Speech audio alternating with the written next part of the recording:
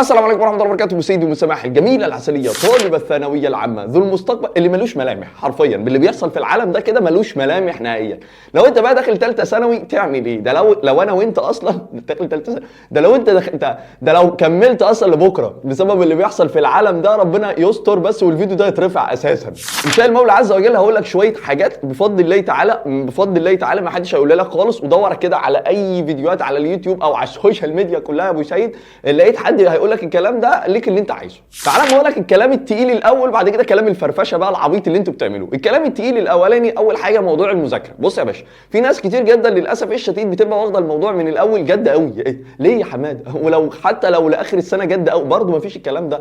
اول نصيحه وقلتها في فيديو قبل كده، اوعى تسمع كلام الدفعات اللي فاتت. واحد يقول لي طب ما انت من الدفعات اللي فاتت، انت ليه خلهبل يالا؟ انت ليه انا 32 سنه، الدفعات اللي فاتت انا مستر يا ابني، يخرب بيت دماغك. بص يا حبيبي، يعني ما تسمعش كلام الدفعات اللي فاتت. الدفعات اللي فاتت كلها يقول لك ايه؟ شد من اول السنه، رخي في اول السنه، شد يما خالة المسامح، خالة ام احمد. مفيش الهطل ده. هي في حاجه اسمها خطه وهتبقى ماشي عليها، مش خطه العين وصابتني ورب العرش نجاني وانا درويش وماشي ماشي بنور الله وعكوا ربك وفوقوا عضة اسد وانا نظرة حسن. يعني ايه خطه هتبقى ماشي عليها؟ بص يا باشا، دلوقتي ربنا يبارك يا رب في كل اخواتي مدرسين الثانويه العامه في كل المواد، عاملين حركه جميله جدا وابوس دماغك الحقها دلوقتي، ان هم عاملين شرح وحل وكل حاجه للمنهج بتاع ثالثه ثانوي. حضرتك دلوقتي كل اللي هتعمله ادخل على كل المدرسين دول، اللابتوب الجميل بتاعك يا عم، التابلت بتاعك، التليفون بتاعك. واحد يقول لي طب ما انا ما معيش ولا واحده من دول. انت ليه خلهبل تاني؟ امال بتتفرج عليا ازاي؟ بتتفرج عليا منين يالا؟ بتتفرج عليا من مايكرويف يالا، ما تشيلنيش. المهم اي بدنجان في ايدك ادخل على الناس دي حرفيا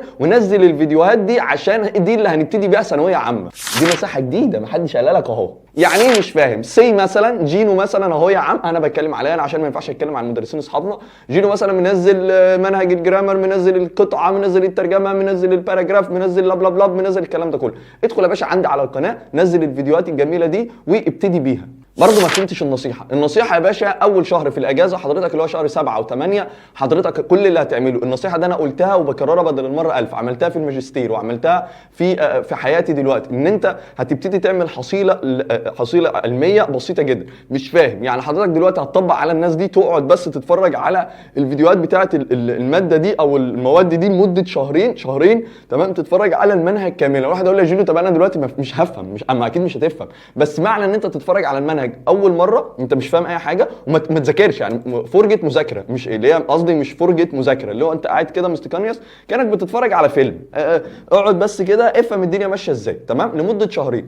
اول حاجه حضرتك مثلا يعني حصلت لك من اللي بيحصل ده حوالي مثلا 20%. طيب بدأنا بقى دروس، واقول لك ازاي تاخد دروس مع مين كمان دلوقتي.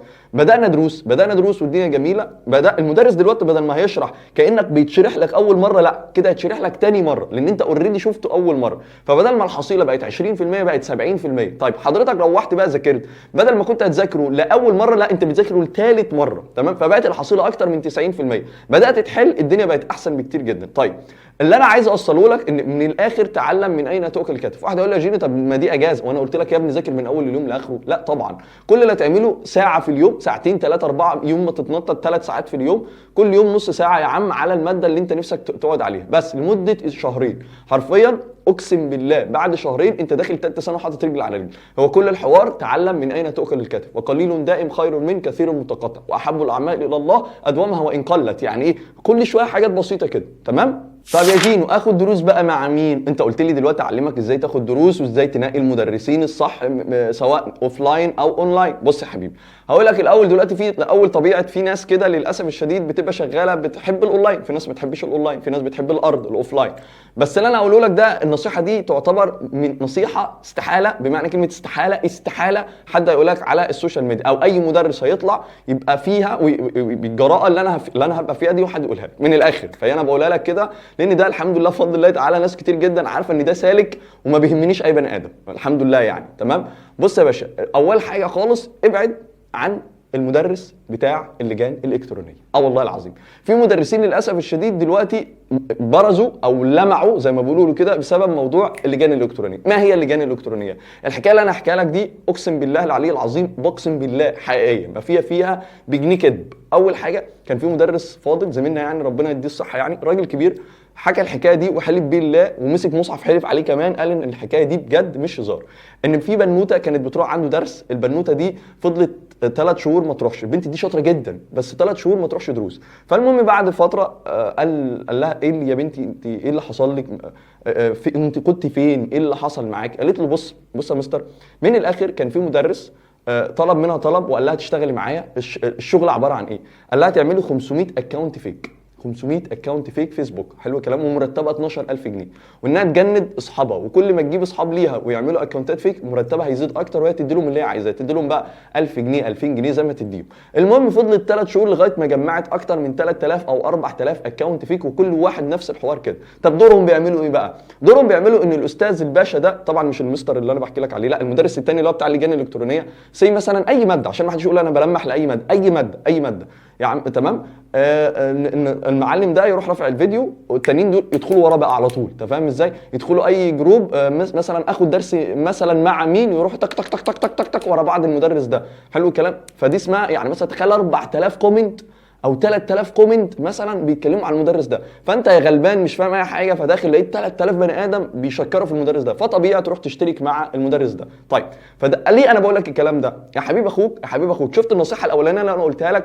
ادخل كل ماده نقي فيها 3 او 4 مدرسين يا سيدي المشاهير، ونقي انت بمزاجك. انت فهمت الشرح من المدرس ده خلاص خليك معاه، ما فهمتش الشرح منه والعالم كله بيقول لك ان هو فتيق جامد مفيش منه 75 في الكوكب، ما تروحش عنده. اقسم بالله ما تروحش عنده. ما دام انت ما فهمتش منه خلاص يا ابو سعيد، خلاص. اصل ده مستقبلك يا حبيبي. اتس يور اون فيوتشر، ده مستقبلك يا حماده. تمام. هديك مثال على جينو. انا دلوقتي رافع فيديوهات كتير جدا. هل كل الناس بتحب جينو؟ ده طبيعي. الناس ايوه الناس كلها بتحبني، يخرب بيت التواضع. لا طبعا. هل كل بص ربنا يا ابني ما اتفقوش عليه، هيتفق عليك انت يا معفن. يعني ايه ربنا ما اتفقوش عليه؟ ربنا ما اتفقوش عليه في ديانات كتير. الهند بس مثلا فيها يجي ديانه كتير، ما فيش فيهم حد متفق على ربنا. العالم كله يعني في ناس كتير ما اتفقتش على ربنا، ما الناس كتير ما اتفقتش عليه. ديانات بالكون في الهند مثلا في العالم. فانت او انا كمدرس الناس تتفق عليا؟ طبيعي لا. فانت ودماغك، يعني انت مثلا شفت جينو عجبك خلاص خد معاه درس. طب جينو ما عجبكش خلاص يا عم اتفرج على يوتيوب مثلا. ما عجبكش حتى يوتيوب اعمل له انسبسكرايب، شيله يا سيدي. عجبك في النصايح بس خليك معاه، ما عجبكش اصلا اعمل له بلوك عادي جدا. فاهم ازاي؟ انا نفس الكلام، انا الشخص ده عجبني بكمل معاه، ما عجبنيش خلاص. وصل لك الفكره؟ بس من الاخر يعني شوف كده الكلام ده في كل ماده الا ماده واحده بس انت لازم تاخد درس مع المدرس ده. ماده ايه؟ ماده الانجليزي. ليه بقى؟ ان انت كده هتاخد درس معايا، ما بهزرش.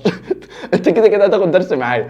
حتى بص كده في الديسكريبشن هتلاقي فيه فورم اللي هي ايه الاستماره، يعني عشان تبقى معانا السنه الجديده. حط اسمك واحنا كده سواء بقى كورسات صيفيه، كده هعمل كورس صيفي مجانا ان شاء الله، يعني سواء كورسات صيفيه او مشيد، سواء بقى معلم السنه الجديده كلها بقى من اول تانية تالتة اولى ان شاء الله. كده هنكلمك، هتملى الفورم والانجليزي كده هتاخده معايا، ده ما فيش فيه هزار. المواد الثانيه بقى نقي المدرسين براحتك. تمام. كده هتملى الفورم يالا في اول بتاع اسمها ايه في الديسكريبشن، هتاخد معاه درس، مفيش فيه هزار. ده من الاخر بجد والله. ادخل على عند كل المدرسين، عجبك المستر ده خلاص من اول السنه الجديده ابتدي اشتغل معاه. تمام. طب هل في حجز للدروس؟ مفيش الهبل ده عشان تبقى واخد بالك. الاونلاين مفيش فيه حجز ولا مفيش الكلام ده. هو كل الحوار انت مثلا زي ما انا عملت كده، انت بتملى الفورم. احنا اول ما بنشتغل خد يا جينو مثلا اتصلنا عليك ابو سعيد يا ابني احنا بدانا دروس خلاص، بس الموضوع خلص اهو. معلش اصل دي المنصه دي بتشيل ملايين الطلبه عادي جدا، صح؟ حاجه اونلاين يعني انا مش اوضه بنجمع والكلام ده كله. السنتر ممكن، انما الاونلاين مفيش فيه حجز والكلام ده كله. تمام. حته تبتدي حجز دروس من امتى او الكلام ده كله، والله يا ابني انا ارجع واقول لك وربنا في لسه في ناس بتكتشف الماده من يومين اصلا. ثالثه ثانوي دلوقتي 2025 لسه بيكتشفوا الماده اصلا، يعني لسه العيال بتكتشف ان عندهم انجليزي. طب ايه افضل وقت للمذاكره جينو؟ اولا مفيش وقت مفضل للمذاكره، والله اي وقت حضرتك دلوقتي نفسك في اي حاجه، وقت بيجي لك المذاكره ذاكر. بس انا بقوله لك اهو بالله عليك يبقى عندك نظام ماشي عليه. نظام هي النصيحه الاولانيه قلت لك ان انت تقرا المنهج من اول. نظام ارجع تاني، نظام ماشي عليه. طيب المفروض حضرتك من اول السنه كل اسبوع تعمل لك حركه جميله جدا، خصص يوم في الاسبوع، يوم واحد بس في الاسبوع ده. اليوم ده حضرتك مثلا بتكلم في مادتي مثلا كل الاسبوع ده تكتب لك باراجراف تكتب لك تشوف كم ترجمه، تشوف المهارات من الاخر. يعني انت تشوف الحاجات التقيله في المنهج هي مثلا المهارات، ابتدي اشتغل كل اسبوع على مهاره زي دي معينه. حلو الكلام. نفس الكلام في العربي، يكتب لك موضوع تعبير، اقرا لك فصل قصه، فاهم ازاي. المهم ان يبقى عندك التخاطيف الصغننه في اخر السنه. في اخر السنه تلاقي نفسك بسبب التخاطيف الصغنونه دي لقيت نفسك جمعت حصيله كبيره جدا. اللي بيخلي ناس كتير جدا تتضايق من المذاكره ان هم بيحطوا كم كبير جدا من عندهم، فبيخليه للاسف الشديد مش واعي هو بيعمل ايه اصلا. وبتلاقي بيقول لك والله ما انا مذاكر، ومثلا الساعه تيجي 7 انا هذاكر 7، الساعه جت 7 ودقيقتين، لا خلاص الساعه جت 7 ودقيقتين مش مذاكر. فالموضوع كده كبر، الموضوع كده ايه، لا خرج من ايدي دخل في وداني، فمش هذاكر لا. ولو ما عرفت السؤال سهل جدا، ما تسالش صاحبك، اصل صاحبك ده مش احمد زويل، مش مصطفى مشرفه هو تمام، مش نجيبه متولي الخولي، لا يا حبيبي. صاحبك ده او صاحبتك ده بني ادم طبيعي بيعمل بيبي عادي جدا، بني ادم بيشرب ميه الصبح وبينام بالليل، بني ادم طبيعي. هتعملي ايه؟ اسالي مين؟ اسالي المستر. طب مش عارفه توصل للمستر، اسال الاسيستنت نفسهم هيسالوا المستر. بس موضوع اسهل مما تتخيل. طب واحد يجي يقول لي طب ما المستر ممكن ما يجاوبنيش. يا سلام، انت ما يجاوبكيش ازاي؟ ما يجاوبكيش وانت كده كده اصلا بتدفع له فلوس، لان ده شغلانته. انا كده كده الطلبه عارفه عندي الدفعات كلها بفضل الله تعالى، اسالوا عليا. انا اللي بدخل برد مع ان في كذا اسيستنت، بس انا بدخل في الجروبات وبنط معاهم في الجروبات كده وبشوفهم وبتصل بيهم وبعمل معاهم اللي كله. هتاخد معايا درس، بص رحت يمين شمال هتملى الفورم اللي في الديسكريبشن وهتاخد معايا درس السنه الجايه، كده هتاخد معايا درس ان شاء الله. ونصيحة اللي قبل ده كله اصلا، قبل ده كله اتقي ربنا في نفسك، اتقي ربنا في اهلك، واتقي ربنا فيك انت. يعني اتقي ربنا عموما، انت فاهم ازاي؟ اتقي ربنا عموما، لان ربنا قال لك ايه؟ ومن يتقي الله يجعل له مخرجا ويرزقه من حيث لا يحتسب. ومن يتقي الله يجعل له مخرجا ويرزقه من حيث لا يحتسب. يعني ايه الكلام ده؟ كل ما تتقي ربنا يرزقك. بص من كده. حلو الكلام. وحاجه كمان، ما تعيش دور الخباثه، بس خليك بسيط. يعني حد بيقول لك ذاكرت قول له الحمد لله بس، خلاص خلص. ما تديش تفاصيل، ما تقولش حلمك لحد، لانك مجرد ما تقول حلمك لحد الحلم باظ. خلاص شكرا جزاك الله كل خير، شوف لك بقى ايه، شوف لك ملاهي تلعب فيها. ما فيش الكلام ده. ما تقولش لحد اصلا عن حياتك عموما. انت بص مبسوط لنفسك، متضايق لنفسك، المذاكره كلبوبه لنفسك او لنفسك. ليه انا قلت لنفسك؟ لان البنات اكتر ناس بتصيح دلوقتي، الشباب بقى اكتر. ونصيحه يا ابن الحلال، لو انت نازل سنتر بالله عليك انزل اتعلم، مش تنزل كده. اصل ده دقنه جميل، الله البيتش دي طرحتها لا طرحتها بيستاشيو، يخرب بيتشك ايه الجمال ده يا بت. لا يا حبيبي، انت داخله او رايحه عشان تتعلم، مش عشان رقم زميلك ولا رقم زميلتك. فاهم يا حبيبي؟ فاهم يا حماده؟ فاهم يا ام سكر زياده؟ فاهم يا ام سعيد؟ فاهم بدل ما هو اضربكم. بس فالنصيحه بس وكل الحوار ان انت تعرف تنظم وقتك بما فيه الكفايه في ثالثه ثانوي، وبلاش صياح، بلاش تتقل على ابوك وامك. والله العظيم هي النصيحه فعلا ذهبيه. ما تسمعش كلام اي حد غير كلامك انت بس، ونظم وقتك على قد ما تقدر، وما تحط الساعه معينه. لا تتوقف عندما تتعب، ولكن توقف عندما تنتهي. يعني ايه الكلام ده؟ خلصت قلت النهارده مثلا هذاكر 10 صفح بس في كل ماده مثلا، ده انا بقول بدي مثال، خلصت ال10 صفح في 3 مواد 30 صفحه، قوم يا باشا خلاص خلصت. لا تتوقف عندما تتعب، ولكن توقف عندما تنتهي. ودايما حط في دماغك هدف ان انا مش هبقى دكتور، ابقى مهندس، لا ابقى بايونير في مجالي، ابقى رائد في مجالي، ابقى احسن حد في مجالي، بس مش اي حد. زي مثلا جينو يعتبر احسن مدرس في الانجليزي معروف تمام، وكده هتاخد معاه درس وهتملى الفورم اللي في الديسكربشن مليون في المية. فده رائد. يعني لو حد طلع السلام عليكم ورحمه الله وبركاته سيدي ومسامح الجميل العسليه طالب الثانويه العامه ذو المستقبل الجميل ولست البائس الحزين. لو حد بيتكلم على اكس 2 زيي مش هتلاقي، مفيش حد بيتكلم على اكس. ما ينفعش تسرعني يلا، ما ينفعش حد يجي يقلدني يلا، لان يخرب بيت التواضع اللي انا فيه. انا بايونير في حته المقدمه دي. هل حد مثلا لو طلع وعمل يا عم اللوكيشن بتاع الدحيح هقول لك بيقلد الدحيح يلا؟